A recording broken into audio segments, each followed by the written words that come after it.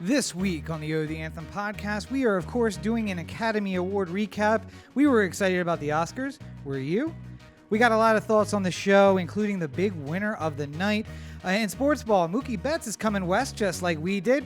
Why aren't you? It seems like everybody's coming this way. And we were very excited about the XFL opening weekend. We got to talk about that. So much in the news, politics-wise. Trump's acquittal and the impeachment proceedings. Iowa doing Iowa things, and the State of the Union address. And, of course, we got some Baltimore news in the Baltimore corner, including some mayoral candidates getting crazy. So all that and more is coming up right now on the O The Anthem podcast.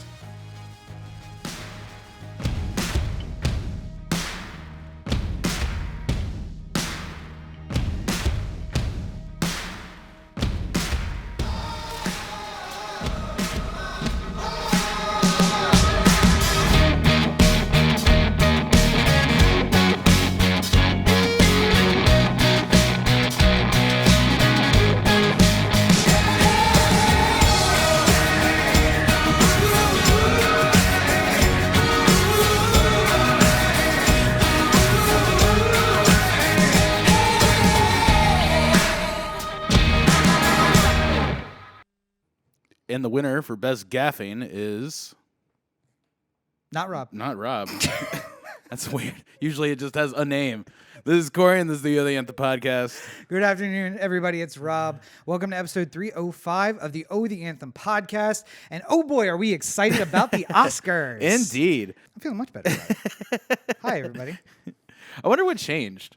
I don't know. It seemed right before we started, and then all of a sudden it got really dark when the cameras went on. I have no idea. Anyway, technical jargon. Yeah, so where's that for your consideration drop, Corey?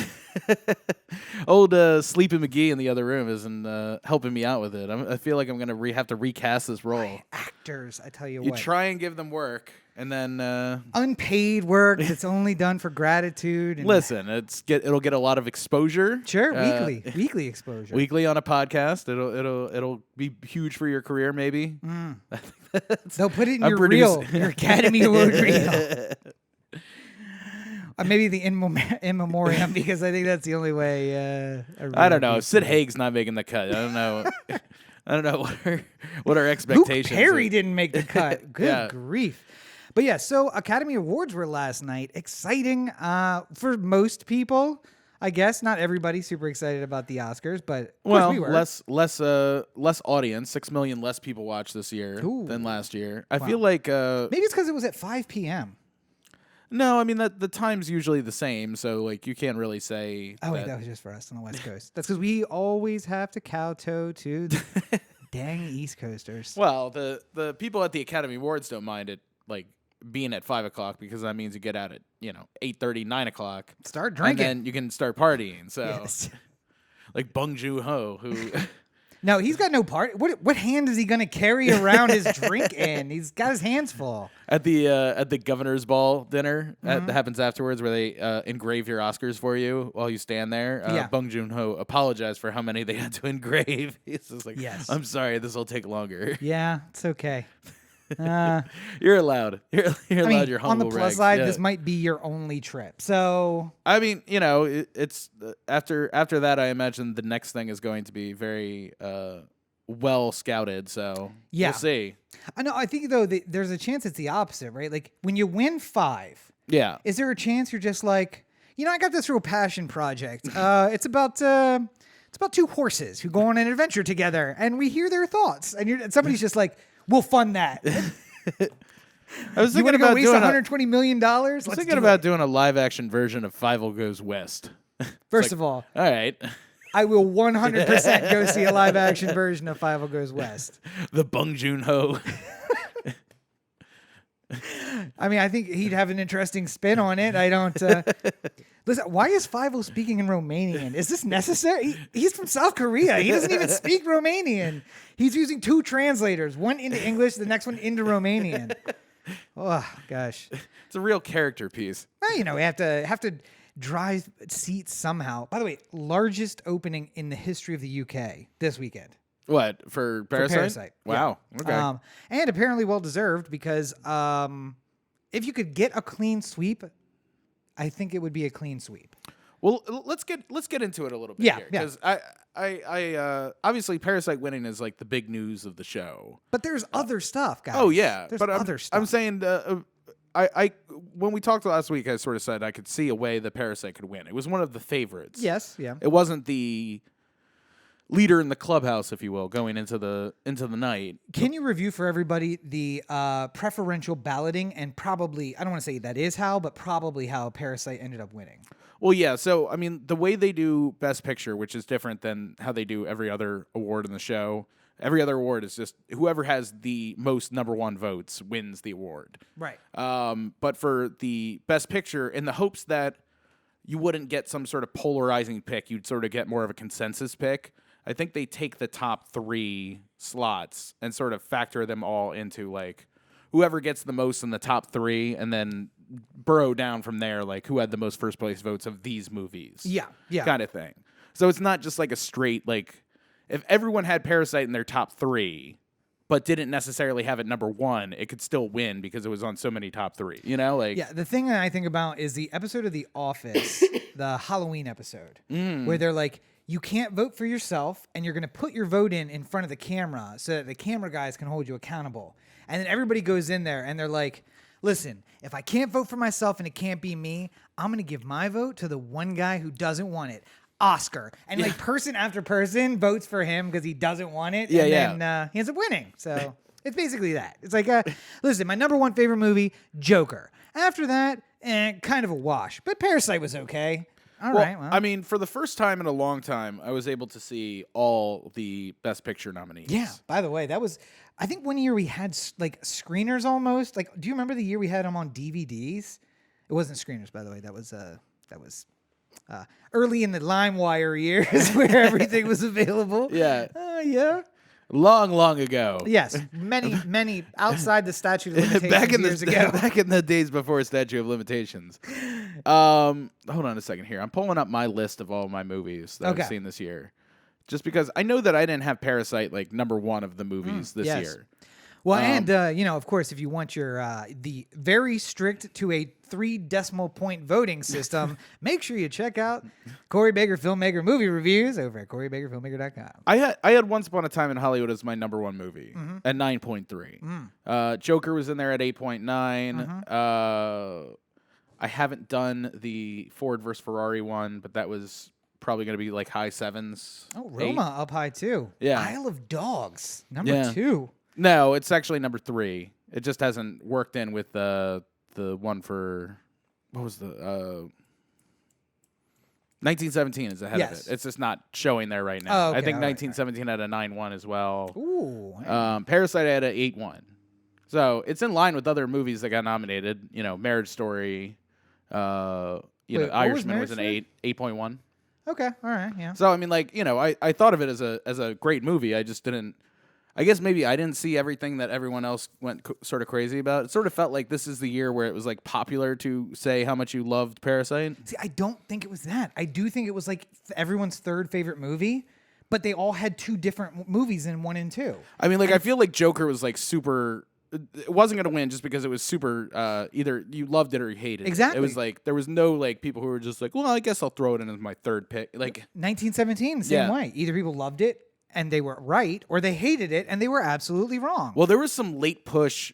So what's interesting about being in LA when the awards are coming close is you get to hear the things on the street that other people are hearing that influence the voting, but you don't like, it's not the same as like, like the stuff you pick up on Deadline or Variety or something like that. Yeah. Because I was hearing a lot of like right before voting, like that last little push of people going like, well, 1917 is basically just a video game.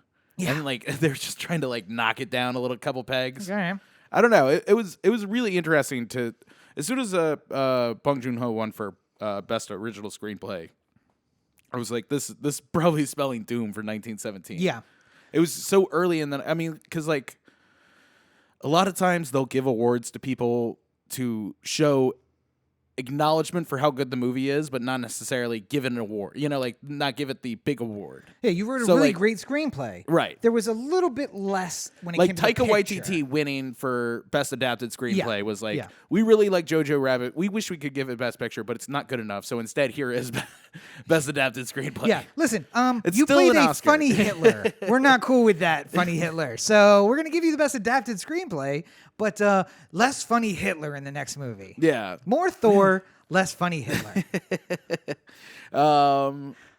Let's see. We're So all the bottom 6 there. Yeah, there we go. yeah, I mean, like we basically picked. I mean, like the acting ones were pretty in the bag. And again, Like, I mean, we said last week that it's been leading into throughout award season leading up to the Oscars, but Joaquin Phoenix apparently was the favorite going in. He, of course, won and then immediately lost his mind. One, forgot how to speak in public, and then when he remembered, just started rambling about whatever came into his mind. I never knew what Renee Zellweger was talking about. I think I checked out for half a second at some point, and I missed some sort of transition. Connective tissue between what she was saying before I checked out and after, because like it felt like it was nonsense words for a while there. I realistically think she was expecting the mic to go down, and when it didn't, she just kept talking. All the people calling for the mic up, by the way. That was my favorite part. For no other reason than it is like impossible to get that fucking crowd to do anything. Yes. Like Yeah. it is the worst crowd. Not because like, you know, people who are at the heights of entertainment don't like to have fun. It's just like it's a nerve-wracking night. Mm-hmm. Like you're Martin Scorsese, you're near 80 years old. You're sitting in the chair for 3.5 hours waiting to see if you win one of the 2 awards that you're like really up for. And then you didn't. And you didn't. Yeah. But like, you know, you're not there to have a good time. And when Eminem comes out and you're looking at him, you're just like, what the fuck is this? Like, why are you doing this? Also, by the way, I missed that, but he performed Lose Yourself. Yeah. The 2002 classic Lose Yeah. Yourself, which was nominated for Oh, and I had that. Sometimes I wish like I could like mind tweet.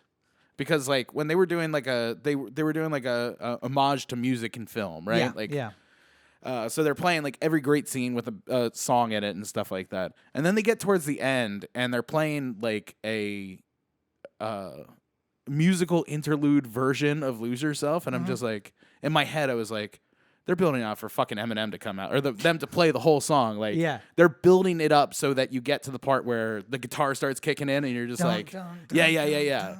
And then as soon as that happened and the stage rose and there was Eminem, I was just like, But now it's too late to tweet that because then you don't feel like some like omniscient being. You just look like a guy trying to get credit for calling something that happened, you know? Yes. But overall, I'll say this: the less musical performances, I'm okay with this because I mean I feel like part of this came from the idea of we have to have all the best song nominees perform live. Well, I think there were years where that was really good. There were really good songs. Elton John I mean, like coming out and performing. When there's a banger song that is like the part of like when Celine Dion did "My Heart Will Go On" at the Oscars, that was a big moment. Yeah, you know, slap that trick. Maybe not what I really want to hear on Oscars night. Which, by the way, won the Oscar that year. But maybe do away with some of the musical performances, or just like sort of like combine them a bit. I guess like. Maybe have like Idina Menzel sing with Elton John, and then we can knock out like 2 performances in one or something like that. So I mean, I guess it's so Grammys like to have like all these musical performances, and to start with one with Janelle Monáe, who I love, but I wasn't like, I don't know if that it was a catchy enough tune and it was fine and it like got the show like right into it and stuff like that and had good energy, but I don't know if it was like the best song, you know. Like when I was gonna say, so like Cynthia Erivo killed it on her song. But then it's like Randy Newman is 9,700 years old, and he's out there on his piano. Well, it's, Chrissy Metz did the same. She sang the song for the movie she was in, I think. Yeah. And, she did a great job. And that's a great star-making place for, like, certain people. Yeah. Like, Elton John at this point, like, not that I am willfully turning down Elton John performances, but, like, in the terms of this show, like I feel like it's about what can we cut? Yeah. Like what can we get rid of that people don't necessarily need?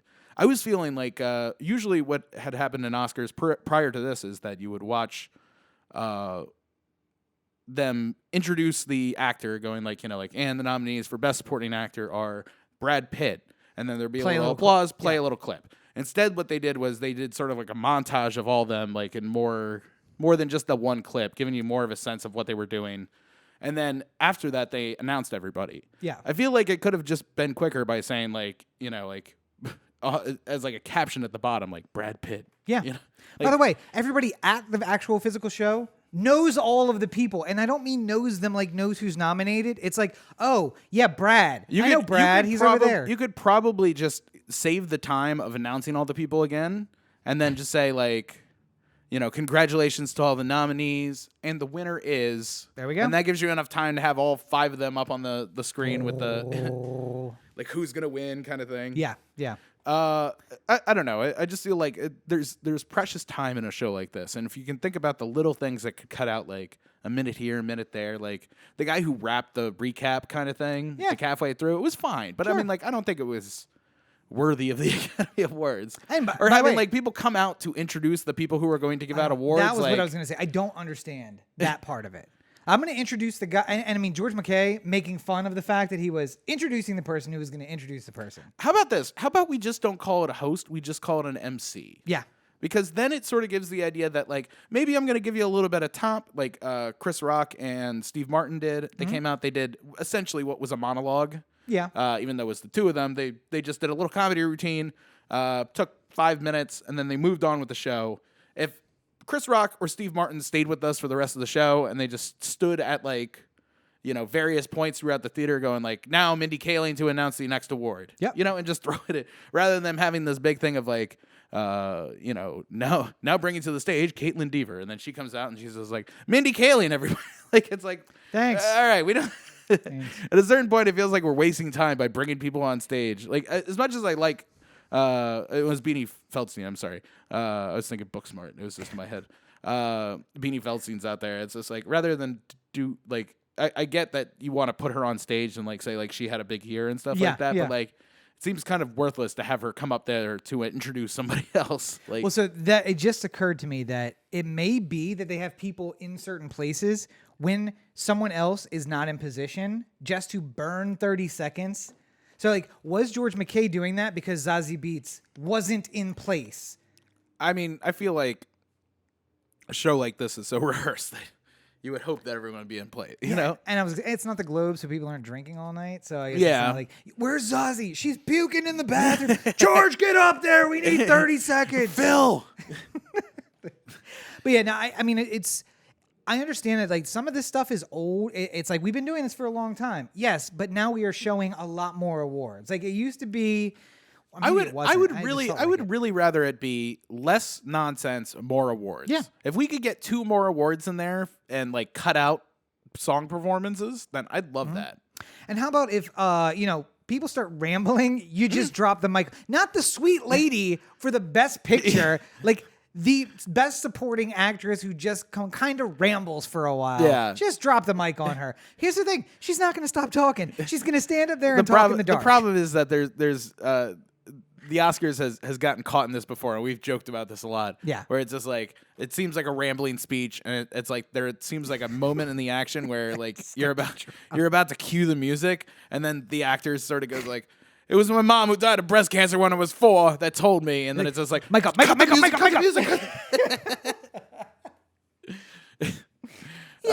that happens too. Yeah, I mean, and probably something could be said about just how the speeches are delivered, because I feel like part of the reason why I think most people don't watch the Oscars anymore is because they don't want to get, like, lectured by celebrities. Yeah, like, I mean, I can tell you, the number one thing I wanted to do after the Oscars was grab a steak and a bowl of cereal, a nice brimming bowl of cereal and milk. So just to spite them all. Hey, Joaquin.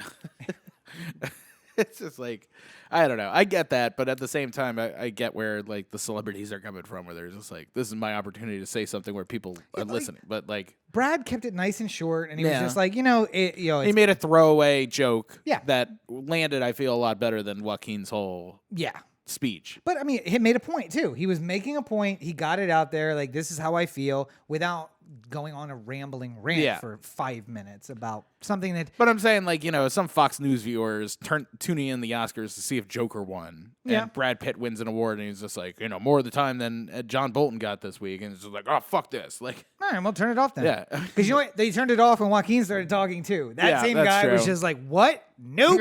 All right. Don't get in between me and my steak, Joaquin. But yeah, no, if I ever am standing on that stage, there's going to be thank yous to people. Maybe a self-deprecating story about where I come from that may or may not be made up completely. And then when I get off stage, I'm like, yeah, no, I was just winging it. I made up that complete story on the fly. And then you guys, thanks to the Academy, and get out. Get up to the microphone here. I was born a poor black boy in the South. Yes. Everyone starts laughing. It's like, this is serious. I'm telling a serious story here, people. Yeah, and then, of course, close it all out with and just in closing, remember that all your problems can be solved with guillotines. And the mic just starts going down. Take to the streets, people. Yeah. Take to the streets. Silent Green is people. Yeah, but overall, though, it's still Hollywood's night, and we were surprised by a bunch of the winners. Yeah. Especially, well, I guess Rachel wasn't so surprised because your family, what's it called? Oh, damn it, I don't have these things, so I always Like family Oscar a tradition. pool. Yeah, the Oscar pool, which since entering, I think Rachel's won twice now. No, she won this year, and I won last year, and Brendan won the year before. Brendan won most of the years before that. Yes, yeah. He's really good at it. He is, but both me and him have fallen off a little bit here in the last year/2. Well, clearly, because what you haven't done is ignored it completely all the way through Oscar season, and then gone on a website the day of the Oscars and guess what they did. Yeah, just went with whatever Vegas was picking. Sure, yeah, why not? Yeah. I guess to finish off, the Parasite being nominated or winning Best Picture here, the first foreign language film to win Best Picture. Do you think this changes things going forward? Because I mean, it could be that Parasite was just that good, and it broke through in a way. I mean, like Roma was nominated the year before, but you know, a lot of people didn't sort of see that as like a Mexican production as much as it was a Netflix production that happened to take place in Mexico. Like, well, I think also Roma was very like artistic and a bit pretentious. It was a Hollywood movie. Parasite. It was more of a traditional Academy fare. Yeah, and Parasite was. If you spoke Korean, that was just like a horror thriller. Yeah. It was exotic because we don't speak Korean, but... I guess the thing that I found, and I was like listening to the review I had of Parasite a little earlier, and it was like, I kept thinking, the thing I kept saying after seeing it was that I feel like it's just not, it's hard to judge foreign languages in acting because you can't quite feel the intonations and how people are speaking the same as if you know the language fluently.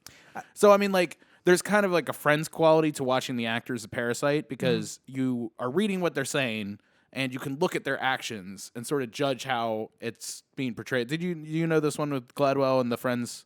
Like where people were being put in the room and told to watch Friends on mute. But they took the laughter out and people No, didn't they know took where to the laugh? mute. They muted the audio. Oh, okay. And it's just like, tell us what's happening in the scene just based off of what you're seeing. Okay. And most people could follow an episode of Friends without actually hearing what the actors were saying because their body language was so clear that you could just sort of follow it. See, I felt like the same thing was happening with Parasite, even though I couldn't understand. It's like because I couldn't understand Korean. Yeah. I had the same sort of like, well, I'm basically listening on mute kind of thing. Well, I prefer the Friends experiment where if you pull out the laugh track, you don't know where to laugh because it's not really that funny. Yeah. But no, I think that there is a measure of, goddamn, the exotic nature of it. That it was like, oh, it's good and it's foreign and it's not too off the beaten path from what we're used to. Yeah, but damn, what was it? Your point was, god damn it, you were just saying that. You lose the intonations of the voices. Yeah. Oh, and I was gonna say I've been talking all week about that fight from the Marriage Story. And how important. Imagine being a non-English speaker and trying to follow that. Yeah. While you're reading subtitles, like it just doesn't do it justice to read the words that they're saying. Especially because it was so articulate. It was so rehearsed. I mean, like I'm not trying to say this in a bad way because it felt very natural. It was a ballet, but it was so rehearsed how they had to practice it. Yeah. That, you know, certain words are cutting off at certain points so that you get that, like, you know, me, her, me, her, me, her. Both of us a little bit talking over each other. Right. And Again, the intonation of saying like, I am saying this thing, but I, knowing that you're speaking English and me also speaking English here, that you're trying to be hurtful, but you're so sad. There's so much sadness behind it, and I wouldn't know that if I didn't. And I mean, know like, you know, like we were laughing about, you know, like, don't cry in front of the Mexicans and stuff like that. And part of the reason why that's so funny, it's not like if you read it on the subtitles, you would be laughing hysterically. It's just because Brad puts like a little bit of stank on it. Yeah. When he's just like, come on, don't cry in front of the Mexicans. Like, it just sounds like. But if it was just like, you wouldn't like it. Yeah. Like, I wouldn't understand how it was funnier. Like, that seems racist to me. I don't know. It's like, it is, but it's a period piece, and he puts the Southern twang on it. Yeah, and it just he's seems. got his shirt off, man. We don't care. That being said, I've discussed the idea of like the Oscars shouldn't really happen in the year that it takes place. Like we should really think about it for a couple years. Yeah. Social Network would be an Oscar winner if we had a couple years to like think about it. Yeah.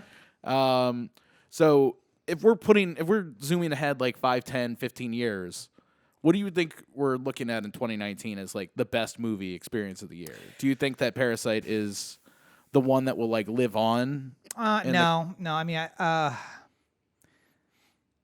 it's hard to say. I mean, I think 1917 has that kind of staying power that I could watch that movie again and again and again. And probably because you'd probably find different little things in the background happening every time you watch it. I think it'll play really well for people when they discover it on streaming at some point. If it's on like Prime or Netflix or whatever, then people will find it eventually and they'll be like, oh my God, this thing. And I think the other part of that is like, Little Women also, I think, will have that kind of legs because people will start showing that to their classes. It's such a good version of that story that when you're 14 in English 1 and you watch that, it may impact you in a way that you're like, I just love that movie. Well, what's great about Little Women is it's a faithful adaptation of the book. Basically, it's, the timeline is a little bit different, but I feel like the choices that were made for the timeline are better.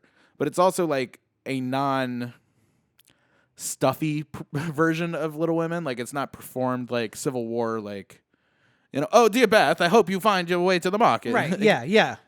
Anything like that. It's like plain more modern, and the cast is incredible. So, yes. But I still think Little Women will probably have that a bit. I think Once Upon a Time in Hollywood will probably be the one we remember. Because once we don't have Tarantino anymore, I feel like we'll look at it a lot differently. I mean, that is true too. He kind of knocked it out of a park on a movie that everyone was expecting him to do that on, and that's I feel like a harder feat in a degree.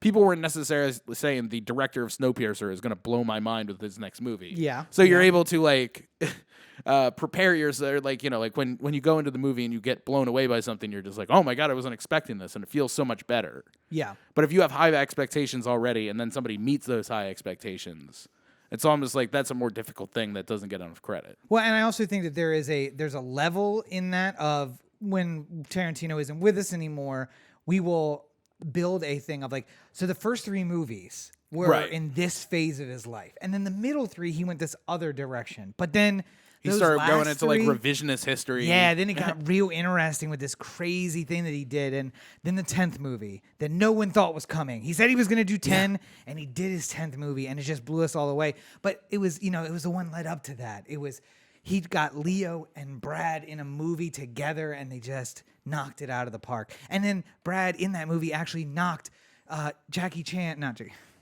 Bruce Lee out of the park. That was really funny. I screwed up that one.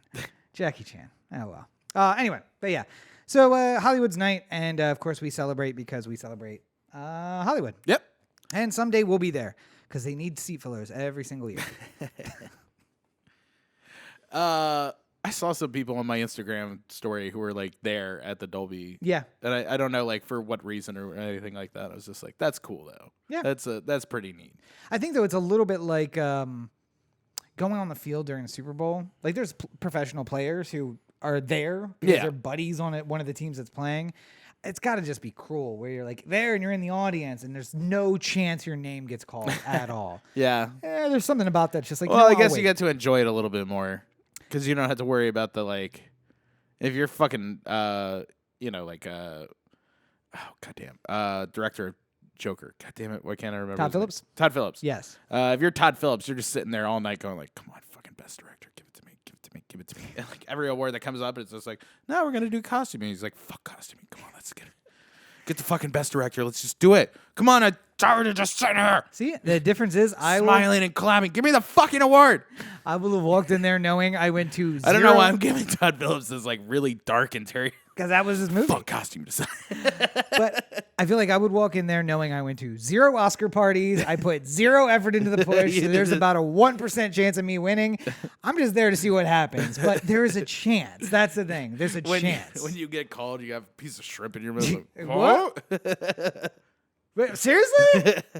I mean, okay, that's cool. Thanks. Yeah. Oh my God, I gotta pull up the guillotine speech on my phone. Hold on a second here. It'll be worth it. Just hold it with me. It's in my notes here. So. Like, yeah, thank you to my parents. He said that I was making the biggest mistake of my life. To Corey, been supportive all these years. Roberto, wherever you are, sorry about those Trump years, buddy. We'll get you back in eventually. Well, thank you to all the women in my life. And remember, the guillotines are the solution to everything. Where are you going with the mic? Take to the streets tonight, people. Take to the streets. The one thing you shouldn't forget, though, when you're in that moment, is anchor.fm/O The Anthem. Oh, that's just right. Letting you know that that would help a lot if you could drop that on the Academy Awards stage. I mean, I feel like people would go and check it out. Yeah, it's anchor.fm/O The Anthem. Or it's maybe the place where you can find us on any podcatcher, so I don't see why they wouldn't find immediate value in that as well. Yeah, but I mean, it is a visual medium because it's the Oscars, so maybe they would want to go to youtube.com/O The Anthem. True. Because they can get the video from every single episode, including not just the episodes of the podcast, but all of the stuff that we've been working on. So if you're in the, maybe it's the sound categories, we want to make sure we throw out the anchor.fm. Right, yeah. Sound editing and sound design, which no one knows.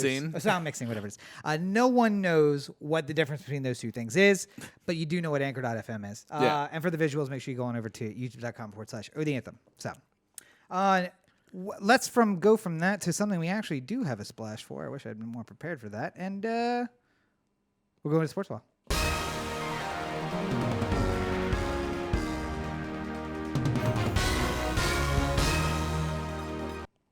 So, you good? Yeah, I'm good. This is a topic that I was 95% sure we talked about last week, and then we were like, nope, there was no way we could have possibly talked about it last week. So because the news dropped on Tuesday, and this is a continuing in the series of that had to have happened like 7 weeks ago, right?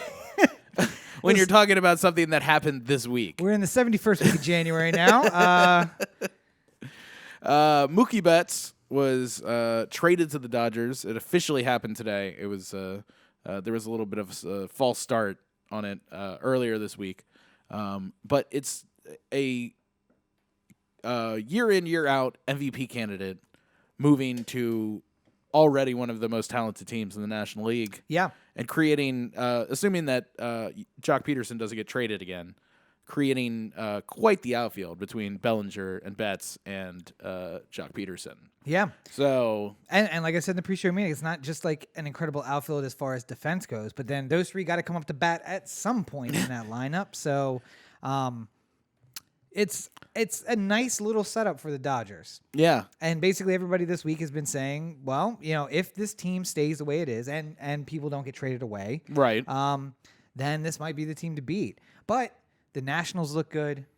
The Angels are looking all right. I mean, they got Mike Trout, so that's always something. And never count out the Baltimore Orioles because you never know where those guys will. They're plucky. I'll give them that. They're plucky. It's a plucky. It's a who's lot the of lunchbox heroes on this team. Who's the no-name person we're going to put our hopes in this year to rescue the season for the team? That Chris Davis guy he's had a good career before.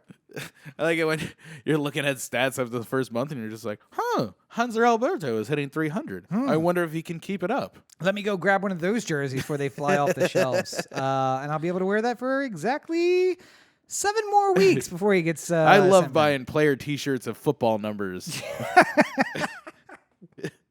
Nothing makes me happier than buying an Alberto 57 jersey. Oh... It's a professional lineman. Come on, he's got the body of a lineman. Super weird. By the way, not to pick on the Orioles, but I asked me. I got a call this week asking if I wanted to buy opening day tickets. Yeah. By the way, because I was a previous season ticket holder. Did it tell you the price? Yes. Yeah. Starting at $99 for a 4-pack. Oh, okay. I was gonna say for the 4-pack. All right. Okay. Not the tickets we had before. No. Because I'm sure we could upgrade and get those if we wanted to. I got an email with the ticket package we had before, which I believe was the 18 game package. No, it's like 20 something, wasn't it? 22, 21 game something package? like that. Yeah. And do you remember how much we paid for that package? I mean, not offhand. I think it was like roughly $23 a seat or something like that. Yeah. Actually, I think that was the face value, and we got them for like $15 a seat. They had different prices for different games. Okay. Like if it was like a legend game. So technically, the Yankee tickets, like if you looked at it, it would say $30 or something like that. But if you went to a Blue Jay game, it would say like 15. Yeah. So like, all I know is that I am pretty sure the prices now are higher than when we had the season tickets, which was only 3 years ago. Yeah, 4 years. Wow. This would be the third season, right? We were there for 2016, 17, 18. This would be the fourth season. Yeah. And the prices are higher than when we were there. Well, the economy's booming, so yeah. We delayed our trip because the team in Baltimore. We delayed our trip because the team almost made the playoffs that year. Yeah. And you guys have had 2 seasons where you barely, you didn't make the 500. You barely made it out of the 50s in wins. Wins. And you're going to try to upsell me on a damn ticket for the same? No. Well, no. I'll say this. Good hustle by the Orioles to try and get me to get like a 4-game pack. Yeah. Including opening day, right? Yeah. Yeah. I explained to them that I go to probably like 5 or 6 Oriole games a year, but most of them are not in Baltimore. Yeah, so. yeah. Not there often enough to justify it. Yeah, I go to 3 Oriole Angel games a year, then they play close enough. I'll go see them elsewhere. Mm-hmm.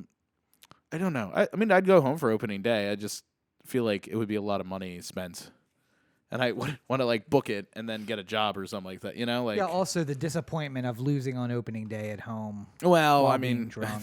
I would know it's coming, which would.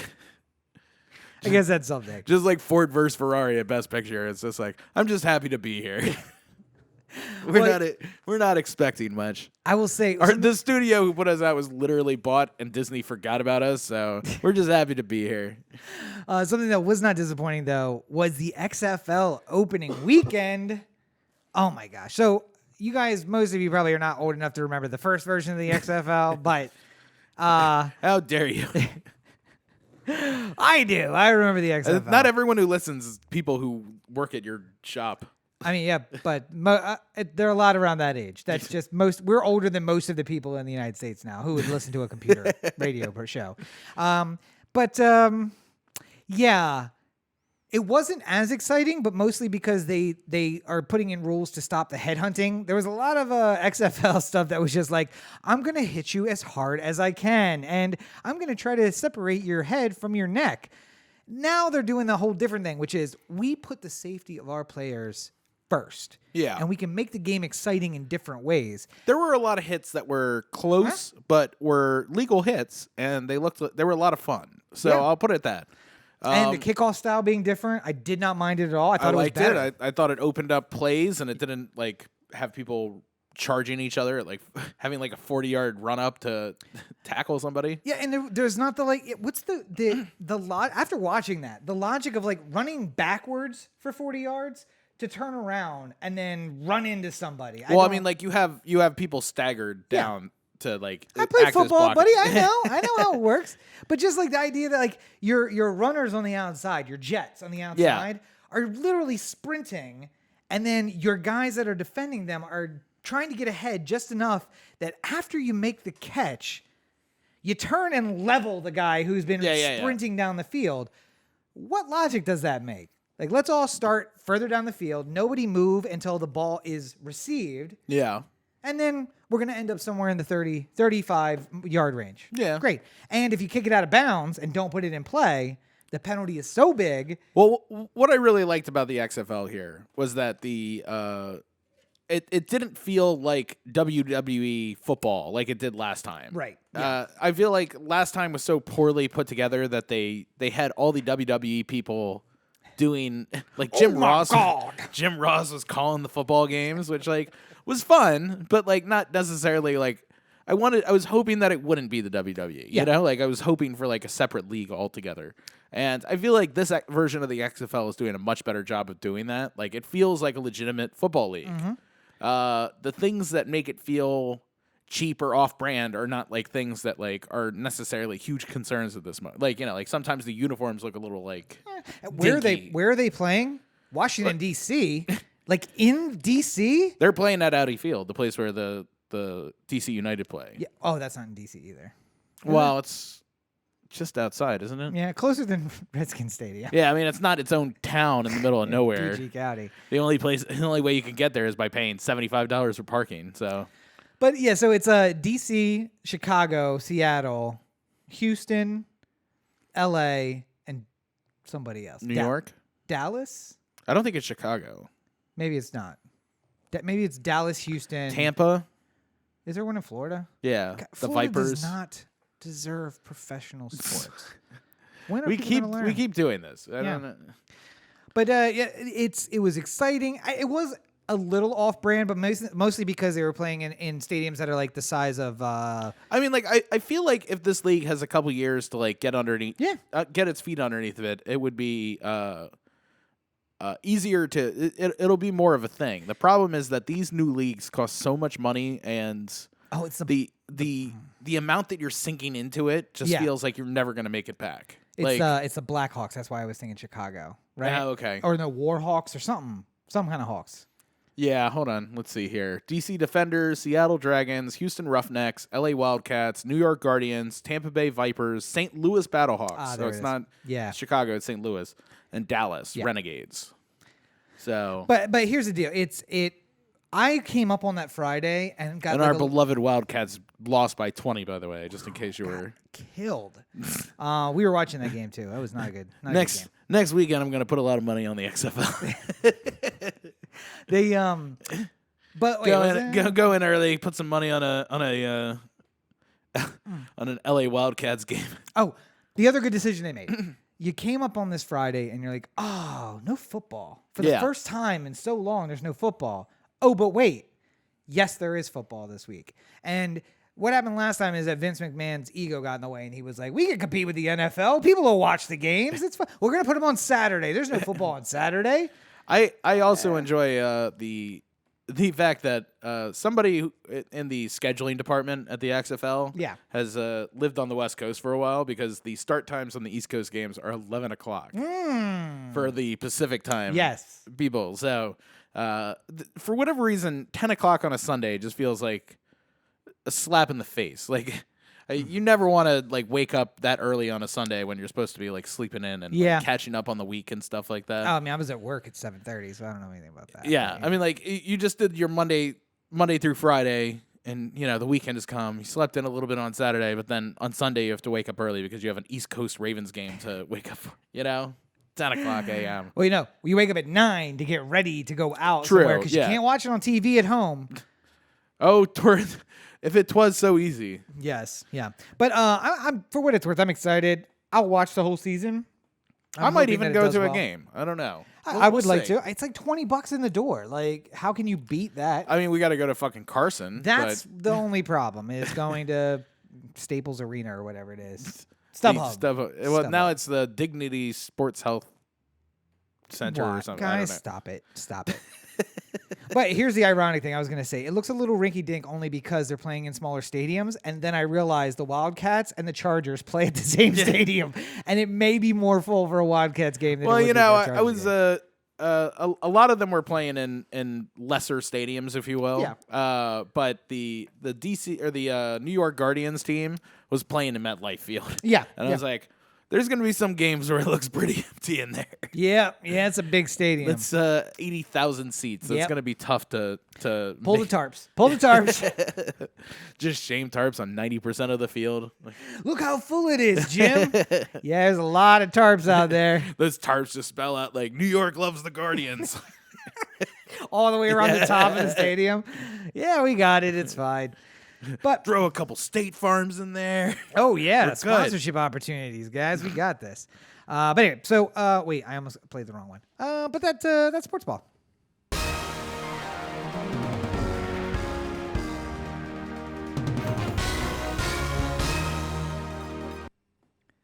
So Yes. are you adjusting it? Is that Yeah. it's a little loud? I'll explain it later. Okay, sure. It's not something the whole audience needs to know. Okay. Anywho. Politics.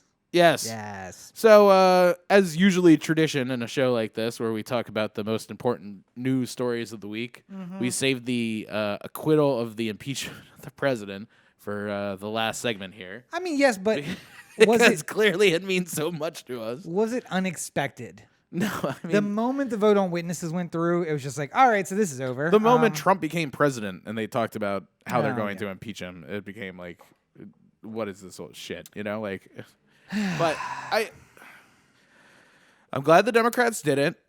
I think that it was necessary to show that you're willing to take that step to call him on shit.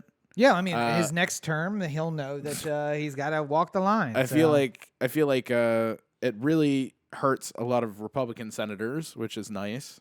But at the same time, I'm just so. Some of the old guard of the Democratic Party, who is in charge of like how operations run on the Hill, are so horribly inept and need to go. I mean, like I totally understand why everyone hates Nancy Pelosi, because she is just the worst at this. She's not the master chess player like McConnell is. Yeah. She's not on that level of like, mostly because she won't do the dirty things that she needs to win. Yeah, I mean, And Mitch McConnell will, just has no soul about it. Like he'll literally turn the whole any- board over and be like, well, I was over here. He's like, no, you weren't. You were no. Like I fully expect someday McConnell to like walk into a room and just being like, "We're not a country anymore." It's just like, what? Not a country. No, we gave it up. Yeah.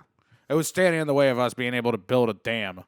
So it's like, seems like a lot riding on this dam, Mitt. Yep. It's Yep. a line we had to draw. Yeah. It's like, well, okay. Like, fine, I guess.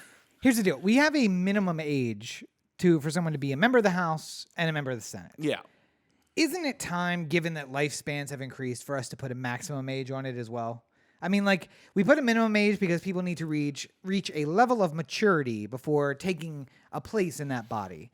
But I think some of these people have lived a life that is full and have reached an age of over maturity for that position. And if we're not going to do term limits, can we at least do... How about this? How about just you're not allowed to take any money that's not your government salary? Yo, no, listen, though. Citizens United says that is Oh, allowed. I understand, but I'm saying, like, you know, the reason why Mitch McConnell doesn't care when one of his constituents calls him is because he doesn't need to worry about the money if he never makes another dollar off of somebody who actually lives in Kentucky again, he's going to be fine. By the way, how many of you knew what state Mitch McConnell was the senator from before? Corey just said the state. And how many of you missed it and could still not tell me what state Mitch McConnell is the senator from? Because nobody seems to know. Yeah. He's like, oh, well, he's the head of the Senate, right? Yeah. What state's he from? I mean, like, he's elected to the head of the Senate. Nope, that's not how that works. Wasn't nationally elected as the head of the Senate. He Nope. had to be a senator first. Yep, and then all of that cohort is the ones who put him in charge of that. But yeah, But I mean, like, it's one of those things, like, you know, McConnell is and has for a long time been one of the most unpopular people in government. yeah. He has like a 12% approval rating. Nobody really likes him. He's going to win Kentucky again in a landslide, even Yeah. though it feels like he's got an actual opponent, like Amy McGrath or something like that, Yeah. who's running against him. Looks doesn't like it'll be matter, a though. tighter contest than it usually will, but that still means he's going to win by 40 points. Yeah, but So, I mean, also, he's been raising money forever and has never had a competition. and you so- know, the sort of going into the Iowa clusterfuck here, all the Democrats who are fucking ruining this need to understand that the consequences are not just the fact that Trump is the president and you're trying to unseat him. You have to win the primary process. You have to like get through enough so that you have a plurality so Yep. that you can be the nominee on the convention. and you could go on to be the nominee for the general election, have money in which to do so. Yep. And have some sort of organization in place. Because right now, Trump has $200 million just sitting in a war chest. He has actual, like, top-line Republican talent running his campaign now. It's not just, fucking Jared Kushner figuring it out in the back. Like, they got people who can make signs and put them up in stadiums and get higher security and do all the things that Trump just had no understanding of how to do.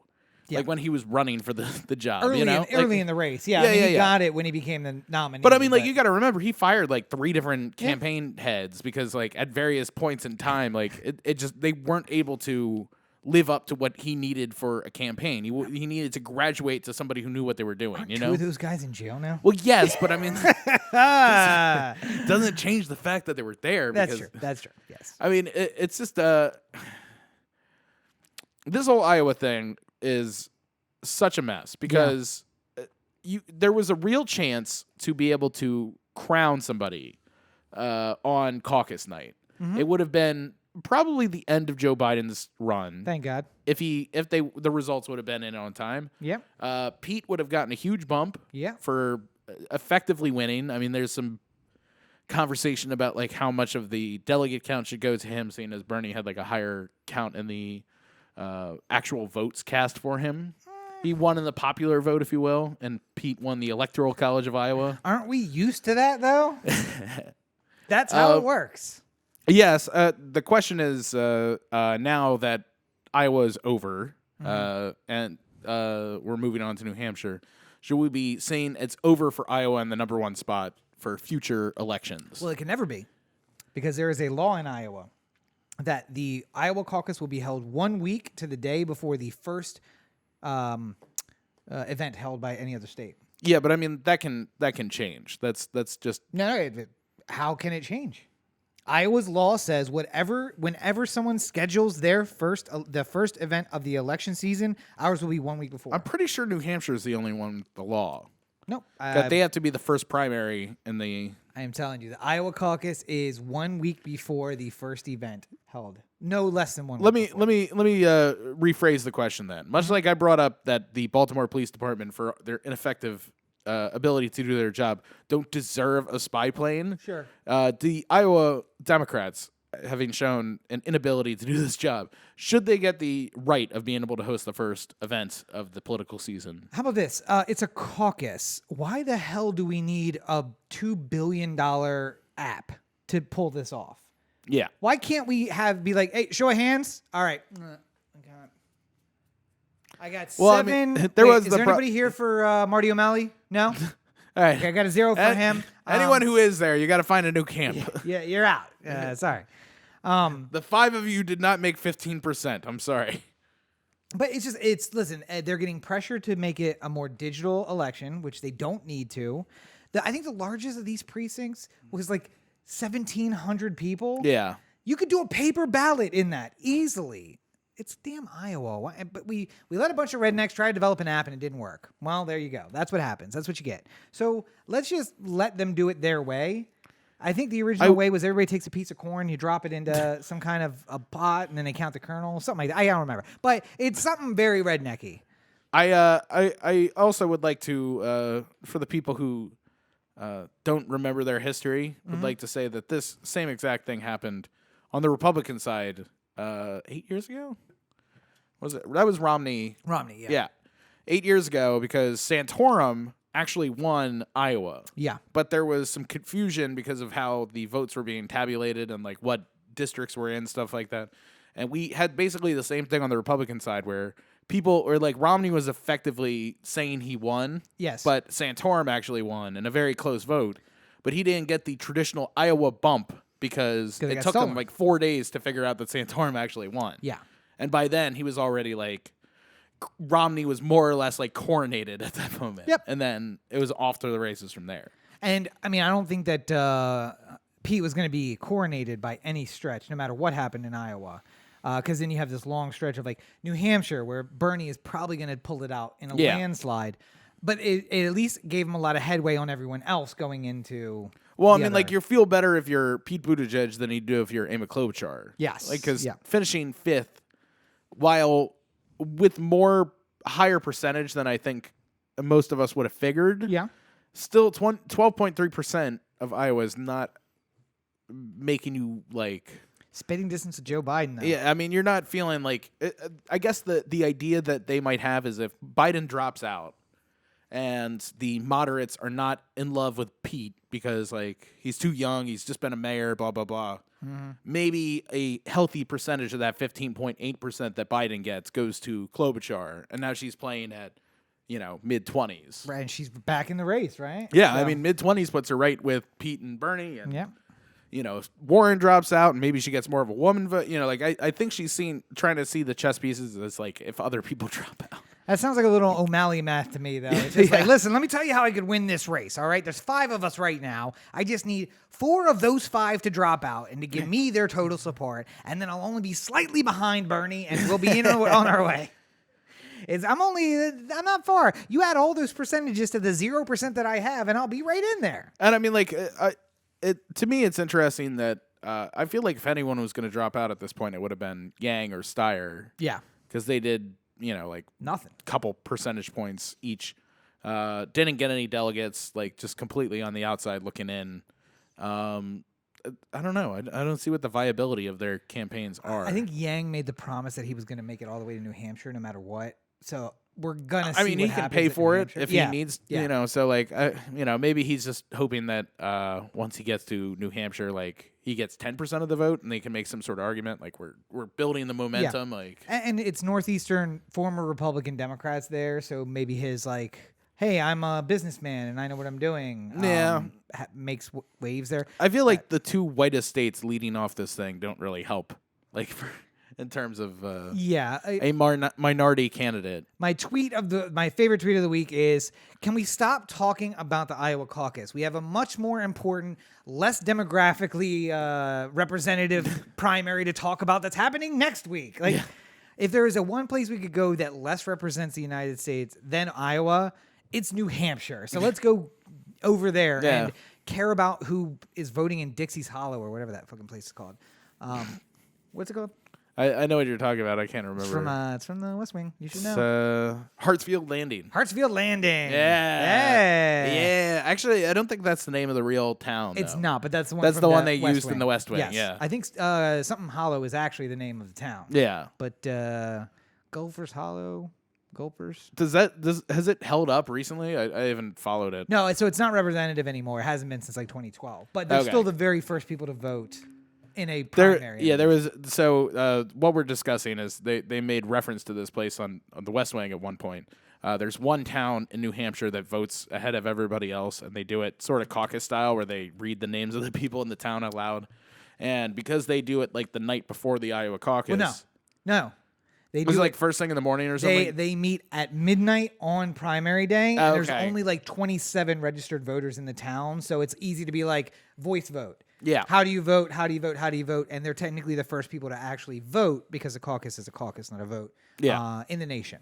Yeah. And it used to be that the outcome of that would be what you're talking about all day. Yeah. Like, well, Biden did really well at Hartsfield. Like, and they had determined like 75% of the elections in the 100 years before that. Yeah. But then America went there were crazy, some of them that were like, they predicted it was like both a Republican and Democratic primary, and they predicted the nominee, but not necessarily the winner of the final election.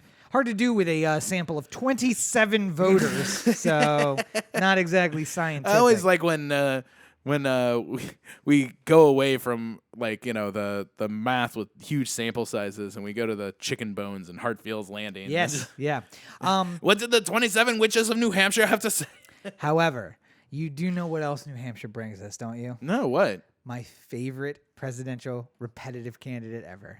Vermin Supreme is back in the race. Not only is he back in the race, but there is a chance that my 2 favorite candidates are going to face off against each other because Vermin Supreme and all his glory. If they got in a fist fight, if Pete Buttigieg got in a fist fight with Vermin Supreme, it would be the most 2020 story I've ever heard. Oh, Vermin Supreme stepped out in the street and called out Pete Buttigieg as he was getting into his car and then blocked its path and wouldn't let him leave. And I'm like, this is the most 2020 thing that could possibly happen. The openly gay former Afghanistan and Iraq veteran being called out by a guy with a boot on his head and be telling, stop, you need to bait me, you coward. Like, this is democracy. And listen, I keep pitching all of you on, just give me absolute power. 18 years of absolute power. I promise at the end of it, I will turn it back over and we can go back to democracy. But this is what we've degraded into. And someone has just got to take the reins and say, enough is enough of this. Mitch McConnell on the one hand, Pete Buttigieg being called out by a guy with a boot on his head on the other. Okay, but hold on. Here's the problem. And this is something that's weighing on me right now. Yes. Because I'm voting in the Democratic primary in California here. It's on Super Tuesday, so it's going to have big influence. Sure, yeah. I don't know necessarily if a vote for anyone other than Bernie means anything. I think it does. It's looking like it's going to be a lot closer than originally predicted, so perhaps. We're still a ways off from Super The Tuesday. question that people who are going into the polls in New Hampshire today, if they're listening on the day that it's released, and why wouldn't you? Yep, of course. They're going to be asking themselves, who am I pulling the lever for? Yeah. So right now, sort of like really early on in the process here, who do you think is showing the best ability to be the leader that the Democrats should just sort of like fall in line behind? Because that's a lot of the traditional Democrats are saying Bernie's too far to the left. He's going to divide this country even more. Trump's just going to talk Democratic Socialist the entire time. It'll be over. A lot of people are saying Joe's the way to go, but Joe has not proven his ability to do that at all. So I will say that if I was the one pulling the lever, if you were the vote for California, yes, my vote would be for the lever that drops the guillotine down on the neck of democracy. But absent that, who should they vote for? I don't think that's a candidate. Vermin Supreme may be registered as a candidate. No. Because his thing you don't want to tie Vermin into the ponies and zombies. That's his thing, ponies and zombies. But here's the deal. Bernie is the guy who's on the left, probably furthest left of everybody there. Is Trump going to talk about socialists the whole time? Yes. But if Biden gets elected, Trump's going to call him a socialist too. Yeah. And it doesn't really fucking matter. At least Bernie is going to come out there, and as you said last week, he's been the same guy since day one. Yeah. A crazy Vermont Democrat or independent, depending how you look at it. But from the very beginning, a leftist from the beginning. Yeah. However, he's going to lose. He's going to lose to Trump.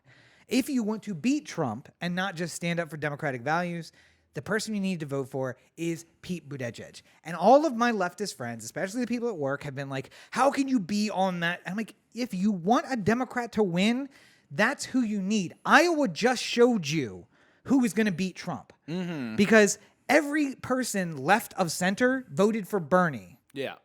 And every person who is like, I cannot vote for one of these extreme leftists, voted for Pete. And those guys are the ones that on the other side of the aisle, there is a lot of those Republicans who are saying, I cannot vote for Trump.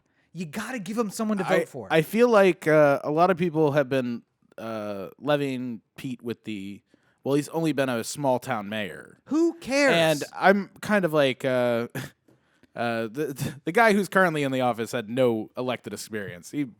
He barely ran his own company. So is there a chance that Pete does worse than Donald Trump at this point? I feel like if Pete wins, he's going to be able to sort of bring in the who's who of Democratic all-stars who can come in and run. Can I paint you could a picture? bring in Axelrod just to run the ship, and you got you have whoever you want. You have the pick of the litter. The problem with Trump was when he couldn't get Colin Powell to be a part of his administration because Colin Powell would just be like, no, I ain't dealing with that shit show. Nope. You call Bolton. Yeah, that's what you deserve.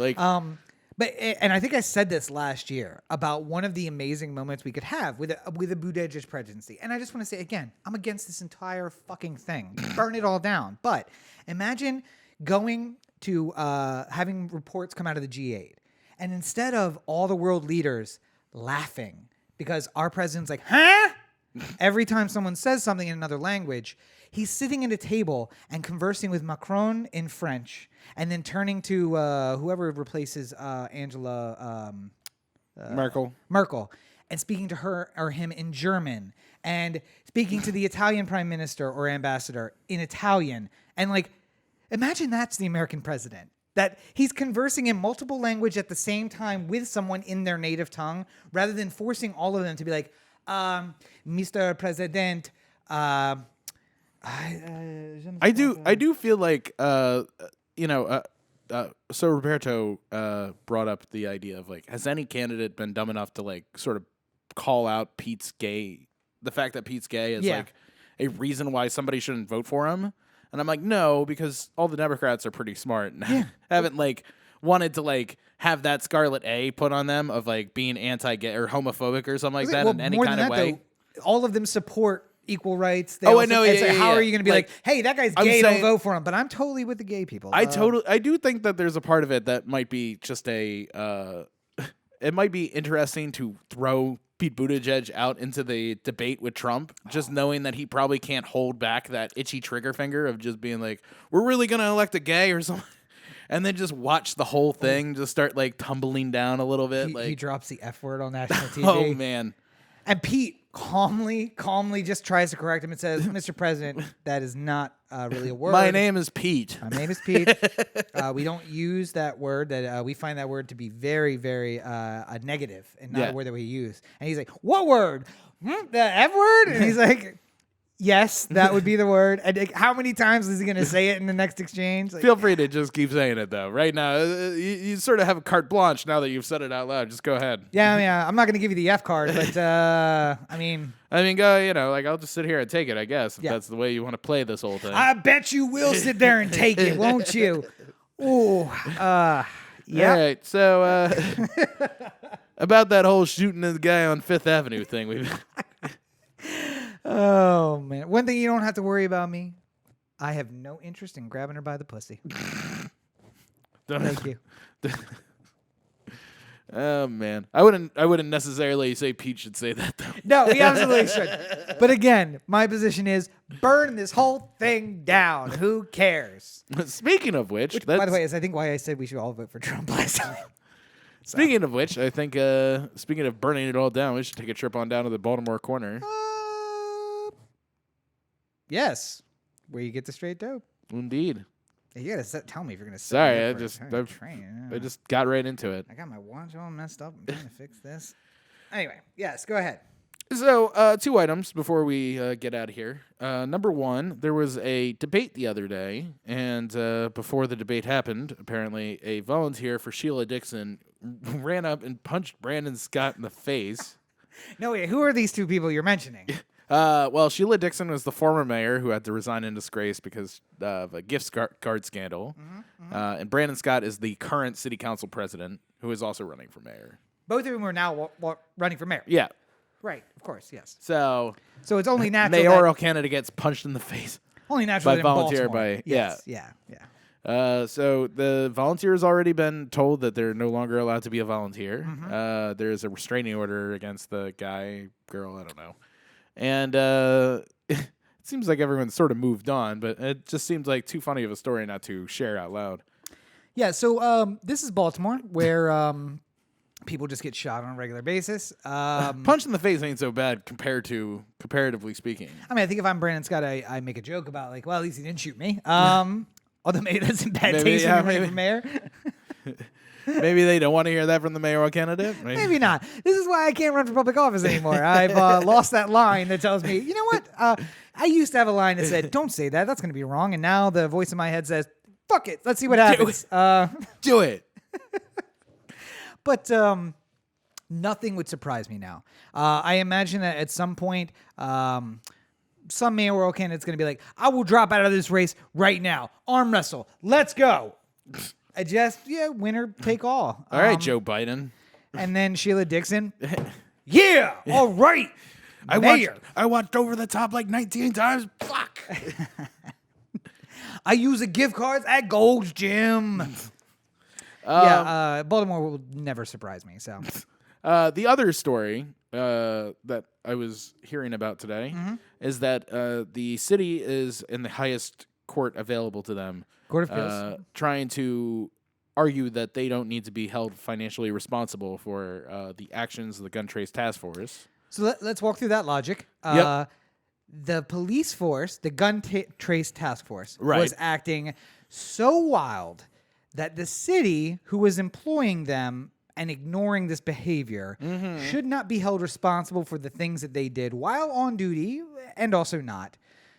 Because that Well, action I mean, was like, so even far. though, part of this was like stealing overtime. Yeah. So they weren't actually on the clock for the time that they were getting paid for, but technically speaking, for a employee of the city version, they were on the clock for that whole. Yeah.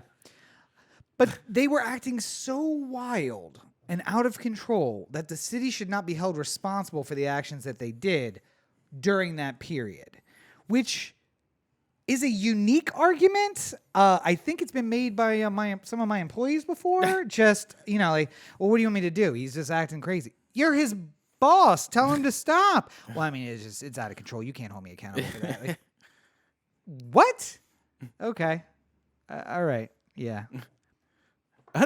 They're going to change the motto of the city to, under normal circumstances, the buck stops here. But sometimes it doesn't. But and the problem is, I can't say for sure that this is going to be a losing proposition. Just, I mean, the heart of the argument is we should not make the overburdened taxpayers of the city pay for the sins of a few, because in the end, the city will never. It's an empty bag. We can't go back to those people to get repaid. Yeah, well, I mean, like I was saying to you, the money that they stole went to things that have already been spent. Like one of the officers bought Super Bowl tickets and accommodations and airfare and food and drinks in Miami or whatever it was, and that's just money that you can't get back. You can't get a refund on a Super Bowl ticket. And now he's going to be in jail for the rest of his life. Right. So it's not like he's going to earn any money that we'll be able to get back. And when he gets out, he's not going to be able to be a police officer anymore. So it's one job he's had his whole life. And the one thing that could potentially make him money. And do you trust that guy in any job? I don't know if I hire him at McDonald's. Like, you got a bit of an anger problem, and I hear you have a thing about drugs. And you really steal. You steal stuff, so... Part of the time you spent in jail was for stealing, so... Have you ever been accused or found guilty of overtime or other time theft? Well, technically... Like, I wasn't really found guilty of. I was charged with it. Listen, all the supervisors said that if I found a gun, I'm just supposed to write 5 hours of overtime. Yeah. It's basically a reward. Sure. So, no. Theft, no. Reward, yes. I claimed many overtime rewards. Yeah, so I don't know if I would hire any of them. So it's basically an empty bag. And but I mean, like, the potential fallout from this is gargantuan, because you got to think that there's over 1,000 cases that have automatically been brought up to, like, review because these officers have been in touch with, have had their hands involved in it. And then there's other officers still on the periphery that could add thousands of more cases. Who may be dirty and we just haven't gotten to them yet. They just arrested a 13th person this week in connection with GTTF related things, and they don't look like part of the lawyer's comments were we know there's more and we're not going to stop. Like that's sounds to me like there's a lot more cases that could potentially be. And like what's the cost if you're a lawyer for if you're taking up like a civil suit against the city here? Yeah, you have a client who spent 5 years in jail off of a planted gun by a member of the GTTF. Yep. You're going to make an argument that this person lost their best years of being able to find like the gainful employment they'd have for the rest of their life. 18 to 23 lost school, the ability to go to college, the start of their earning years, which is going to put them back their entire life now. Mm-hmm. And I think there's precedent too. It's like you're going to look back and say, well, the city generally has paid out $1.6 to $2.8 million. So we are looking for something in that range or in excess of that. Also, something that's not brought up very often, we were kind of like half joking around about the interview process that you go into if you're a felon. But even if you aren't a felon, even if you spent a lot of time defending yourself in a case that didn't actually end up being like charged, like, if you go in to apply for a job the day after you get off of the murder case that you were just found for, What have you been up to? Yeah, well, number one, they're going to Google you and they're going to say Rob Cheek murder case, and that becomes a problem. But if they say like, oh, you haven't worked for the last 2 years, what's been happening? Well, I was wrongly accused of murder. Yeah. I literally just got done fighting the case. It ended yesterday. I was not guilty on all charges, and there was no evidence, and I had to spend 2 years in jail because the state was trying to railroad me. Yeah. Like yeah. that doesn't make the guy go like, you know what? I totally trust everything you're saying, and am willing to bring somebody who was accused of murder into my workplace because You're telling me that Kevin Plank doesn't just want to hire all of those people? I know. In an effort to make the city a better place? He doesn't. hiring people with felony convictions too is something that I feel like more people should be doing just as a good thing. Anywho, Yeah. a lot of these people, they do honestly make their mistake and then get over it. Like, I don't want to go back to jail. Like, that is a common refrain of people who come out of jail. They desperately want to try and make their life right. And a lot of the times when they go back to jail, it's because nobody will give them an opportunity to do anything legal to make money. And then you're right back to selling drugs or whatever you were doing to get in jail in the first place. Yeah, and a lot of those guys grow out of the person that they were when they went to jail the first time. What does Gergo say? You want to lower crime by 90%, just lock up every male between 15 and 25. Because when that guy gets out at 28 and he's just like, man, I was an angry kid. I turned into an angry young man. I'm better now. I committed a crime 5 days after my 18th birthday and spent 10 years in jail. And I look back at that kid and I have no idea who I was. But I can tell you I'm not that angry kid anymore. And I don't ever want to go back. But now I got a record. Yeah, A felony, but and going back to it, you're a lawyer for a kid yeah. who did 5 years for something that what clearly was proven not true. Yes. Now you're suing the city. What kind of payout are you looking for? Well, I mean, I think kids in similar situations in the city in the past, I've seen those settlements at 1.5 to 3 million. Right. So I'm asking for double that, 6, with the idea that we're going to settle somewhere in the middle. Yeah. Like at 2.5. With the idea of pitching 6 merely to bring up the price of where the eventual yes, because I know that settlement will be. They're never going to accept 6, but I don't want to start at 3 and end up at 1.5, 900,000, or something like that. So yeah, so you over ask, and there's an establishment of a precedent for how much they pay for that. But in the end, also you're on the losing proposition on another side because they're going to say the average kid coming from the neighborhood where your kid comes from ends up in jail eventually anyway. So yeah, this one was wrong, and we got him at the wrong time in the wrong place. But maybe he would eventually have committed a crime, actually. And why should we pay this future criminal? That's $2.5 million. Sounds a lot like innocent until proven guilty, but there's subtle differences. We're talking about Baltimore here. I don't know if you understand. Innocent until proven guilty is not really a concept that they are so familiar with. I think that just given that, like, even if you called it $2 million, and you're talking about 1,000 cases, that's a sizable amount of money that would be paid out. Yep. And but not I think an that easy hole to dig out of. It's an annuity. We're gonna pay everybody $20,000 a year for the next 1,000 years, and then hopefully we'll finally pay it off to your grandkids. Or the city goes bankrupt. Get the awards. Or it feels like if you just didn't have a police department, then you wouldn't. That amount of money could basically just go to the settlements. Alternative. Make the police department work for free. Yes, or that FOP's got to have a decent retirement fund, don't they? Wonder how much is in the retirement fund. You think that's enough to cover all of it?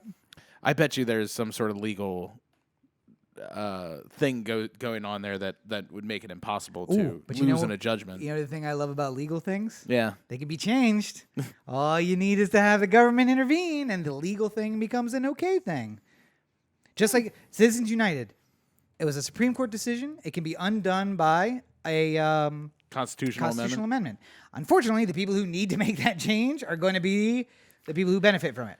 In this case... I was just thinking how long it's been since we've had a constitutional amendment, too. 1983, the failure of the Equal Rights Amendment. Do you think we'll have one in our lifetime? It's so hard to imagine anything being able to rise to that level. Technically speaking, we did. Because a state voted for the ERA last year, the year before. And technically speaking, that gave them a 3/4 majority, which means it should pass. But I was sort of speaking new things. I was going to say, but there is actually a unconstitutional provision within the Equal Rights Amendment that put a timer on how long people had to vote. Yeah. So technically speaking, it's now law, but it's not law because of this other thing that's built in and unconstitutional. But I don't think we will ever reach the point where we have 3/4 of the states doing ratify anything something that's going to be anything that will be a positive for the nation. Yes. I think if there's a chance that we end up like Handmaid's Tale because 3/4 of the state governments end up in the hands of Republicans, call a goddamn convention and start talking about how this women's with their voting rights are not necessarily the best thing for the country. So the next country might have some constitutional amendments to look forward to in our lifetime.